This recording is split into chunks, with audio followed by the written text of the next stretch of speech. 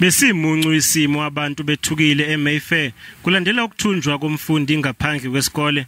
My daughter saw when the mother dropped the child off, my daughter just saw a big guy coming outside the car with a gun, pointing the gun, then just took the child and put the child inside the car. So I heard the screaming.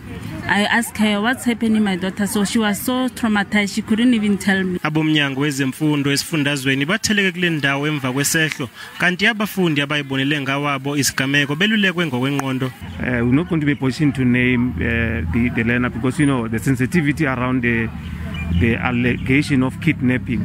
That's why we did not give you her name, and we still maintain that we're not going to do that now. You will understand that the police are investigating this matter. For us as the department is just to confirm that yes, the incident occurred, and we have confirmation from the MEC to say that he's quite concerned. Abazali babuthene ngaphandle kwesikole bezama ukuthola imininingwane ngokwenzekile baqiniseke nokuphepha kweingane zabo. We are very terrified. You know, you start your day every morning, your child is being dropped by the transport as usual. An hour later now you receive news there's been abduction, there's police and whatsoever. You have to leave your work. I'm a nurse. You have to leave critical patients and run for your son.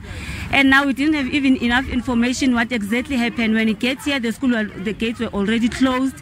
We're waiting for the school to communicate with us. When are the kids leaving and whatsoever. We have to organize transport time, change the time. It was very terrifying really because we're thinking of the safety of our kids. Amaphoyisa asaluphenya lolu daba